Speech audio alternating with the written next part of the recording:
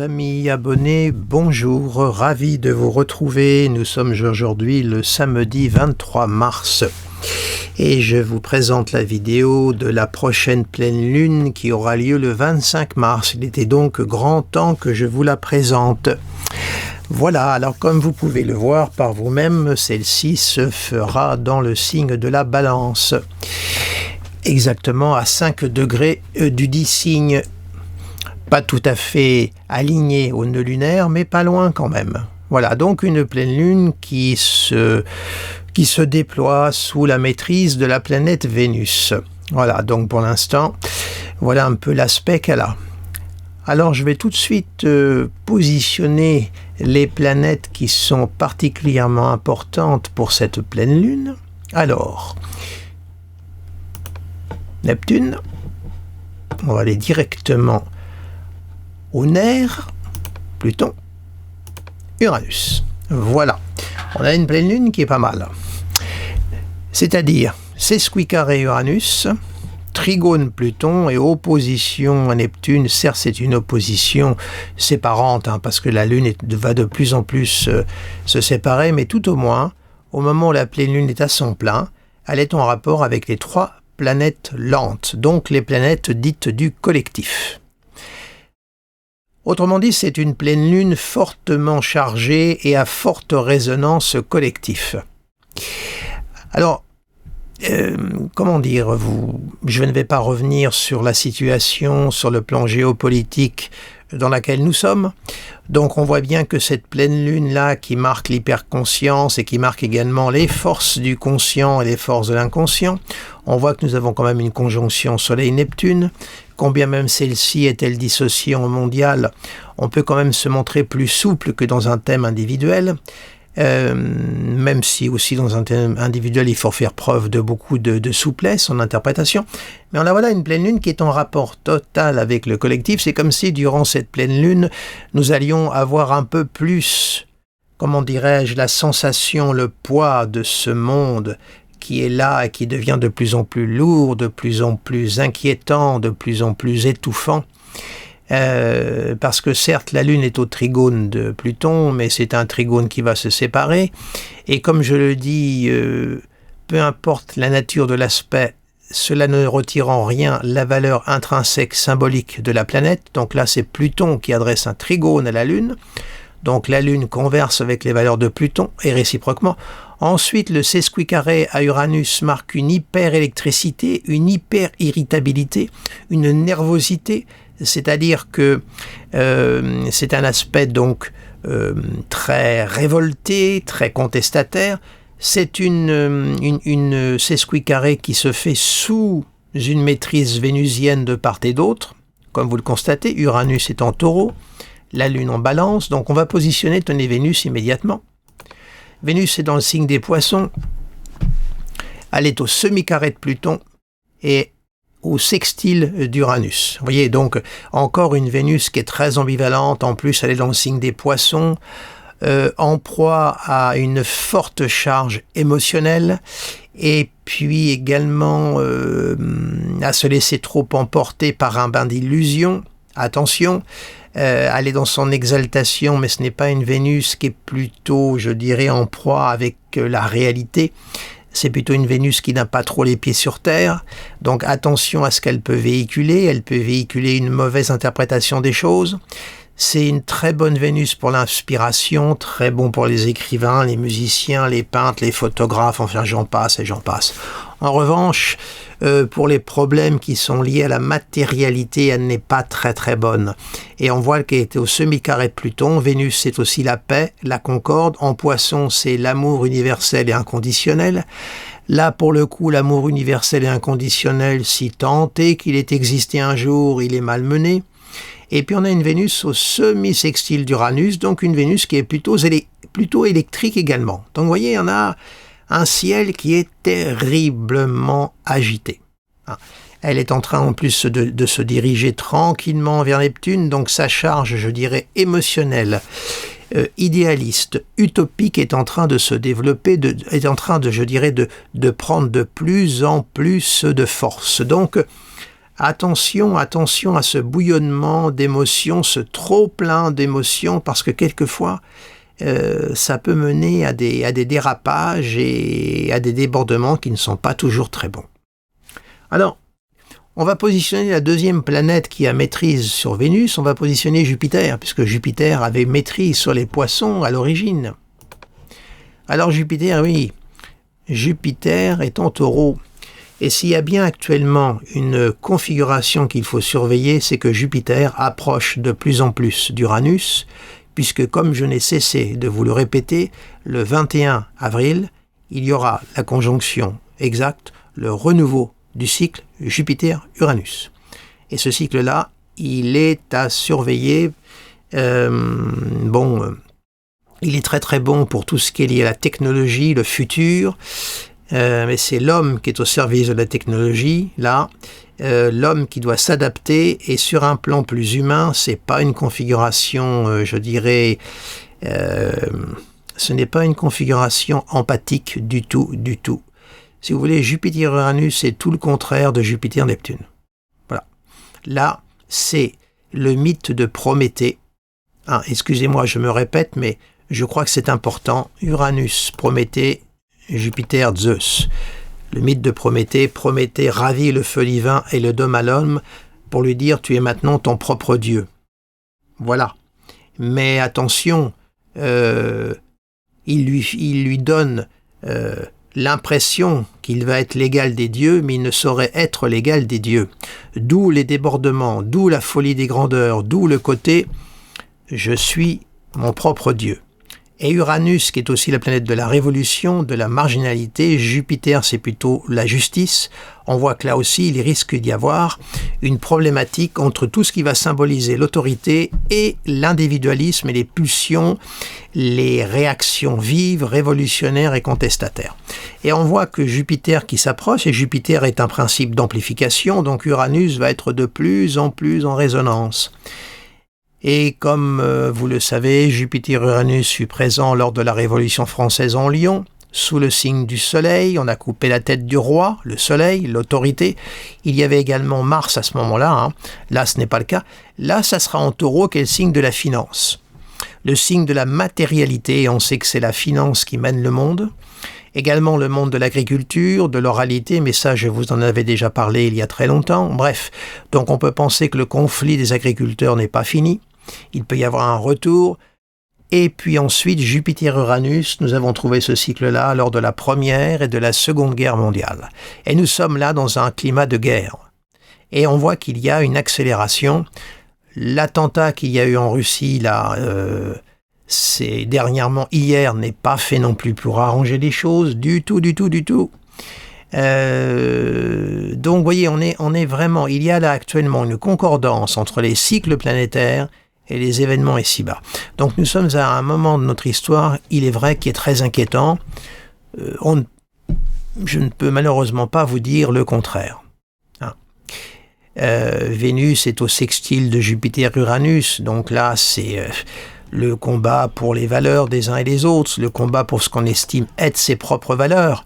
Mais attention, chacun est dans son camp, chacun défend son périmètre à lui. Jupiter-Uranus, c'est vraiment l'individualisme. C'est « je suis mon propre maître, je suis mon propre boss, et si tu n'es pas d'accord avec moi, eh ben écoute, je te botte en touche ». C'est pas la configuration de la diplomatie, non plus. Alors voilà un peu la tête de cette pleine lune actuellement. Et cette pleine lune qui, en plus, elle est dans le signe de la Balance, qui est un signe d'élan. C'est un signe cardinal, c'est une pleine lune dans l'axe cardinal. Et puis on a un soleil sous la maîtrise de Mars et une lune sous la maîtrise de Vénus. Vénus-Mars, c'est la paix et la guerre. Alors on va positionner Mars, puisque Mars est le maître du soleil. Mars vient de rentrer en Poisson. Ah oui, Mars en Poisson. Alors là, semi-sextile Pluton, n'en tenez pas compte. Mars rentre en Poisson. Alors là, c'est il faut se méfier là de ce Mars en Poisson, étant donné le climat collectif mondial qui règne. Ça peut être la multiplication, comment dirais-je, la propagation, la multiplication d'un climat d'agressivité et d'un climat de guerre. La Mars est dans le signe du collectif sous la maîtrise de Neptune. Alors, c'est aussi un Mars qui va être évidemment en proie aux émotions, donc qui va être hyper réactif. Et attention, parce qu'avec un Mars dans le signe des Poissons sous la maîtrise de Neptune, les actions ne sont pas toujours bien calculées. On va mettre à côté de la plaque. Attention, attention également. Là, on est encore de nouveau là dans une dynamique martienne qui n'est pas très bonne. Le Mars en Poisson, pour le vivre mieux, c'est, comme je le dis souvent, l'art du Tai Sabaki dans les arts martiaux, qui est l'art de l'esquive. Si on est frontal avec un Mars en Poisson, attention, attention, ça peut ressembler à ce que j'appelle le coup d'épée dans l'eau. Veuillez m'excuser. Voilà, donc là aussi, on voit qu'on est dans un climat d'hyper-réactivité, c'est pas bon du tout. Alors pour les natifs des Poissons, premier décan, écoutez, essayez de vous protéger le plus possible, parce qu'évidemment vous êtes particulièrement concernés par ces 3 planètes-là, Vénus, Mars, Neptune. Essayez d'éviter tout ce qui peut être source de conflit, de tension, fuyez. Utilisez l'esquive, Mars. Le Tai Sabaki, on absorbe l'agressivité, l'énergie de l'adversaire et on la retourne contre lui. C'est ce qu'on voit dans l'art de l'aïkido, par exemple. Voilà. Donc essayez d'être dans cette forme de stratégie, mais ne soyez surtout pas frontal, parce que là, il pourrait vous arriver des mésaventures. Voilà le conseil que je peux vous donner. C'est valable aussi pour les natifs de la Vierge, parce que ça joue par opposition, les Gémeaux et les Sagittaires, parce que ça joue par carré. Voilà. Alors, évidemment, pour notre actuel président de la République, M. Emmanuel Macron, ces avancées-là de Mars, évidemment, pour lui, ça ne va pas être forcément très bon, puisqu'il a un amas en Sagittaire dans les derniers degrés. Quand Mars va arriver là, à la fin, il va faire des carrés. C'est pas fait non plus pour arranger les choses. Alors, on va poursuivre l'exploration de cette pleine lune, et puis on va positionner Mercure, qui est important, bien sûr. Alors, Mercure est en Bélier. Et oui, on a le mental, la planète de la communication du verbe qui est sous le signe de Mars. Donc là aussi, un mental tranchant, combattant, agressif, déterminé, peu patient, emporté. Voilà, c'est pas non plus le Mercure de la diplomatie du tout. Alors on voit que ce Mercure là, ce Mercure est, comme on dit, féral. Il est libre justement, donc un Mercure libre. Attention. Je dis attention, c'est qu'il est ni barré ni soutenu, donc on a un Hermès qui est complètement sous l'énergie pure de Mars, donc là aussi attention sur le plan individuel à nos réactions, aux paroles que l'on peut proférer. Natifs du Bélier, soyez prudents, c'est valable aussi pour les natifs des Cancers, Capricorne et Balance, ça joue par carré et opposition. Pareil pour les Sagittaires et les Lions, ça fait trigone, donc ne vous laissez pas non plus emporter, soyez prudents. Alors certes, ce Mercure en Bélier en même temps, signe cardinal, c'est un Mercure, un mental plein de fougue, plein d'élan, plein d'énergie. Alors c'est le côté positif, mais là aussi, sur le plan collectif et mondial, attention, c'est un Mercure guerrier, un Mercure impulsif et qui veut en découdre. Voilà la globalité du ciel. Alors nous allons maintenant continuer l'exploration et on va poser Saturne. Alors Saturne, lui, oui, comme vous le savez, il est en Poisson. Il est au sextile de Jupiter. Saturne Poisson. Alors évidemment, Vénus, vous voyez, est comment dirais-je, conjoint encore à Saturne, ce qui marque quand même une frustration, une retenue. Donc on voit que là, c'est une très belle configuration pour se mettre à écrire, par exemple, méditer. Voilà, là c'est très très beau. Maintenant, sur le plan matériel, c'est une Vénus qui est beaucoup plus dure. Elle est dans le signe de relâchement du Poisson et Saturne vient apporter sa sécheresse, voyez.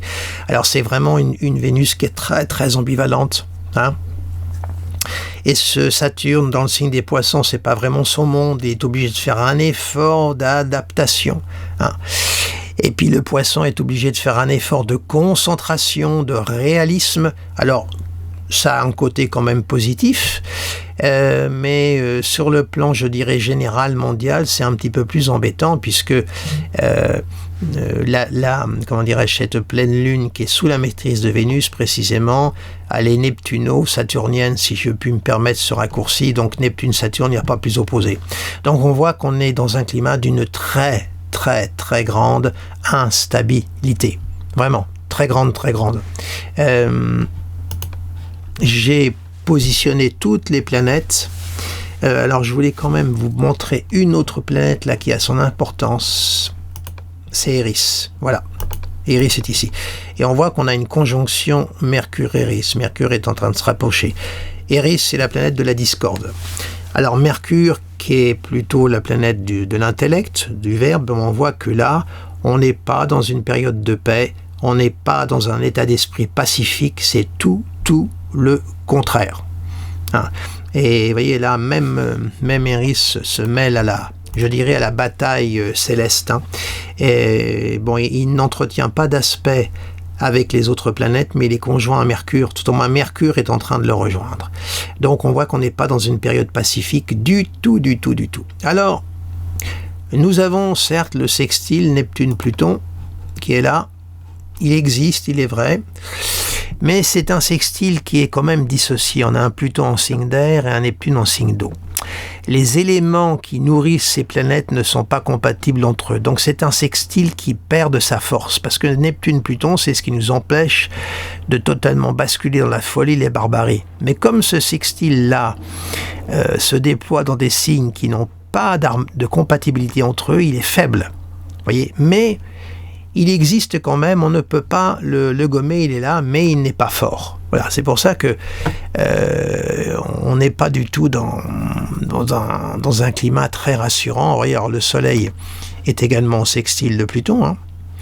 Voilà, donc on a un conscient qui voisine avec Pluton. Alors, dans une toute autre perspective, un tout autre climat, ce sextile pourrait apparaître positif, mais là, il ne l'est pas. On a un soleil martien au sextile de Pluton. On se complaît, les forces du conscient, on va dire les forces de lumière, se complaisent dans les forces sombres de Pluton. Ça se nourrit, ça communique.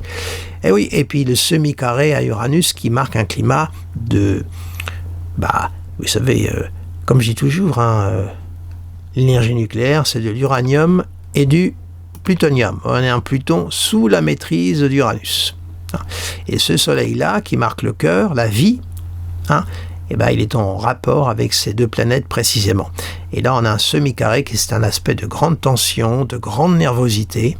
Donc, que vous dire ? Eh bien, écoutez, le conseil que j'ai à vous donner durant cette pleine lune, jusqu'à ce que nous allions à la prochaine nouvelle lune, qui va se faire certainement toute fin bélier, je pense. Écoutez, comment vous dire ? Pas facile de vous dire quelque chose là sans vous faire de la méthode Coué et vous dire il est bien gentil, mais écoutez, essayez, vous voyez, je cherche mes mots parce que là vraiment, j'avoue que ça claque de partout, ça pète de partout en ce moment, il n'y a rien à faire. Et puis cette avancée de Jupiter-Uranus qui n'est pas du tout rassurant. Et je suis bien conscient que je suis en train de vous dire des choses là que je ne suis pas très rassurant dans mes propos, mais je peux difficilement vous dire autre chose. Je ne vais pas vous faire de l'astrologie spirituelle, bisounours et puis coucou les petits anges, avec les comment ça s'appelle, les portes de lumière dans chaque signe du zodiaque. Écoutez, je laisse ça à d'autres. Là, il ne faut pas compter sur moi pour entrer dans ce genre de baliverne. Voilà, donc, natif du Taureau, cette conjonction Jupiter-Uranus pour vous peut être très bonne pour vous apporter un élan, un démarrage aussi, il faut voir, parce que vous avez quand même Saturne qui est au sextile qui vient consolider, parce que là je vous ai parlé surtout de cette pleine lune sur un plan général et collectif. Maintenant sur un plan individuel, il faut voir aussi que pour vous c'est plutôt bénéfique, Ça dépend où vous en êtes, mais ça va marquer une avancée, une progression pour vous très intéressante. Ça peut vous apporter plus d'autonomie et plus d'autorité, de reconnaissance et de responsabilité. Tout dépend après ce que vous envisagez. Il faut voir après votre thème individuel et puis où vous en êtes concrètement dans votre vie. Alors sur ce plan-là, je dirais que cette configuration est positive, mais sur un plan collectif, c'est une autre histoire. Vous savez, les planètes changent de valeur. La Lune, sur un plan collectif, c'est le peuple. Voilà, c'est le collectif. Voilà, et le Soleil, c'est le pouvoir, l'autorité, Jupiter, c'est la justice, et Uranus, c'est la révolution, etc. Vénus, c'est la vie sociale, culturelle, bref.